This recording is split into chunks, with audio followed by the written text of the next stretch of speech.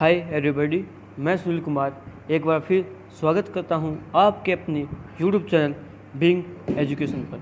दोस्तों, हमने जो इंडियन पॉलिटी यानी भारतीय राज्य व्यवस्था की जो सीरीज शुरू कर रखी है, आज उसी में हमारी एक और वीडियो रहेगी जिसमें हम करेंगे भारतीय संविधान के स्रोत, जिसमें हम पढ़ेंगे कि हमारे संविधान के विषयों को कहाँ से लिया गया, संविधान कैसे बनकर तैयार हुआ।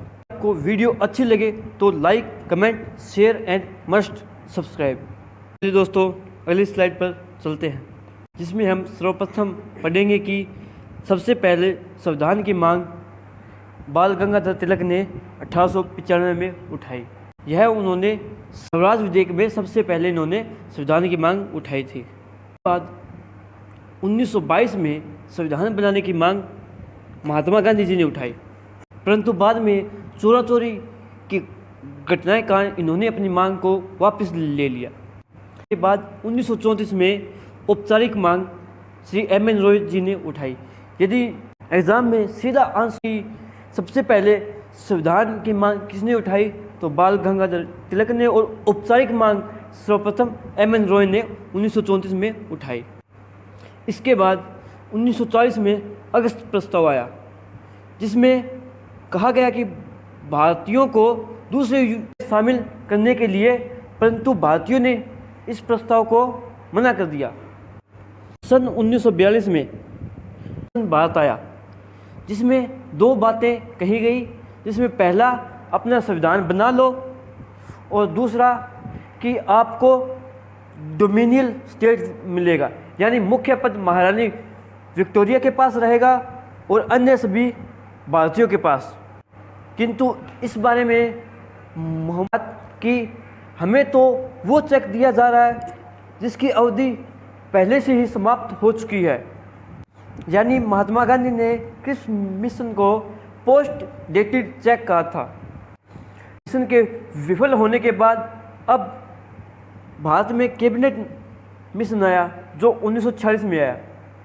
इसमें 3 व्यक्ति शामिल थे, A V. Alexander, sir Stafford Cripps और पैथिक लॉरेंस।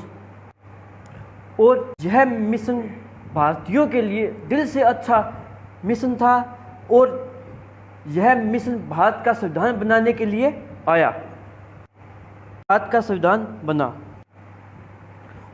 संविधान बनाने के लिए संविधान सभा का होना जरूरी है, और इसके साथ कैबिनेट मिशन के कहने पर ही संविधान सभा का गठन हुआ और इसके सदस्यों का चुनाव हुआ। जो इसमें संविधान सभा का गठन हुआ, जिसमें 389 सदस्यों का चुनाव किया गया। फिर परामर्श समिति बनाई गई, जिसके अध्यक्ष थे बी.एन. राव। बी.एन. राव ने यहाँ पे 60 आएगा, 60 देशों का दौरा किया और 60 देशों एवं और राज्य की बातें देखकर संविधान का प्रारूप तैयार किया और इसे संविधान सभा के पास भी भेजा। बाद में गए संविधान प्रारूप की जांच के लिए प्रारूप समिति का गठन किया गया, जो 19 को बनी। 29 अगस्त सुनते ही हमारे मन में एक और इम्पोर्टेंट डे आता है, जो है 29 अगस्त खेल दिवस, जो मेजर ध्यानचंद की याद में मनाया जाता है, जो हॉकी के प्लेयर थे। और इनके एक गोल संविधान में समिति का रहा, जिसके अध्यक्ष डॉक्टर बी.आर. अम्बेडकर जी थे। प्रारूप समिति में कुल सदस्य थे, जिनमें से एक अध्यक्ष डॉक्टर भीमराव अम्बेडकर और 6 अन्य थे। पहली बार संविधान को संविधान सभा के सामने 21 फरवरी 1948 को रखा गया। कब? 19 फरवरी 1948 को रखा गया।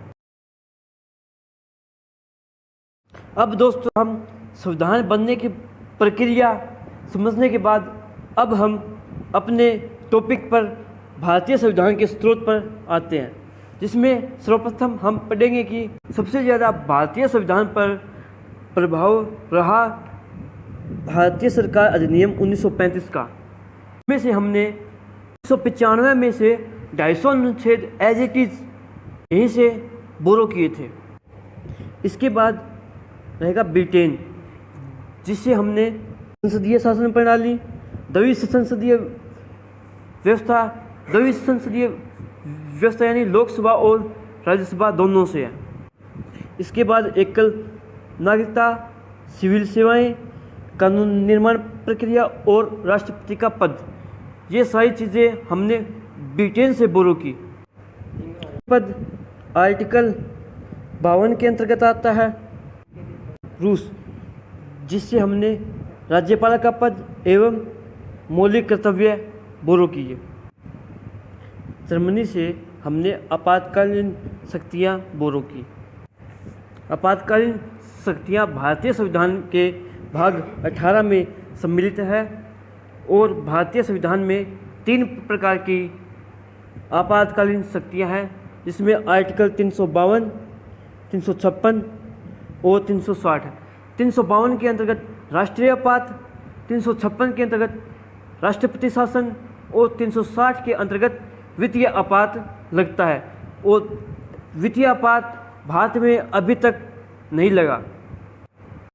आर्टिकल 352 जो एक्सटर्नल अग्रेशन के कारण लगता है और यह पहली बार भारत चीन युद्ध के समय लगा था और भारत चीन युद्ध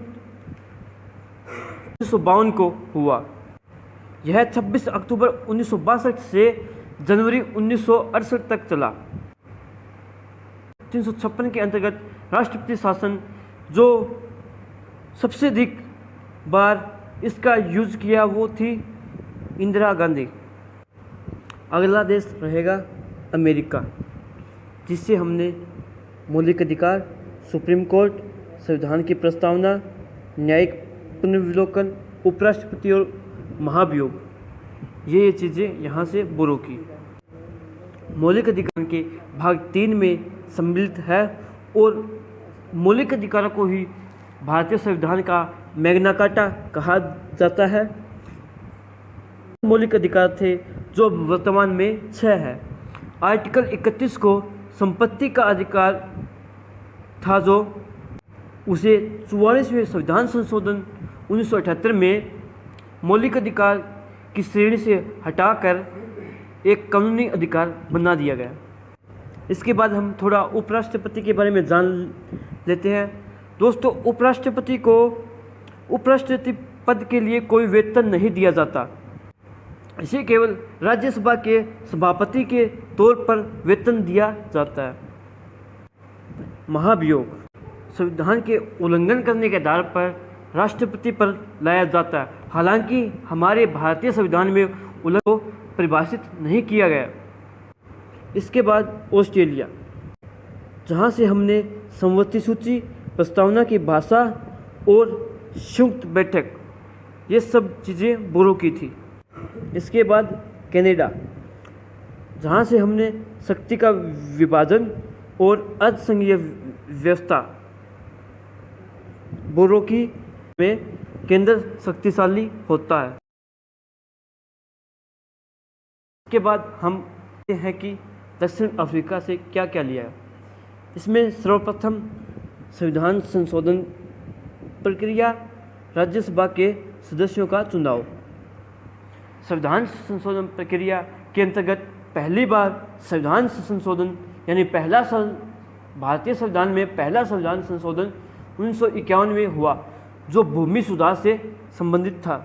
इसके अंतर्गत भारतीय संविधान में 9वीं अनुसूची जोड़ी गई, जिसके अंतर्गत यह कहा गया कि यदि किसी भी संशोधन के बाद कोई कानून 9वीं अनुसूची में आ जाए तो कोई भी कोर्ट, सुप्रीम या हाई या कोई भी अदालत उस पर विचार नहीं करेगा, यानी NIR, नो जुडिशियल रिव्यू। इसके बाद फ्रांस, जहाँ से हमने गणतंत्र प्रणाली ली, और आयरलैंड, जहाँ से हमने नीति निर्देश का सिद्धांत, राष्ट्रपति चुनाव प्रणाली।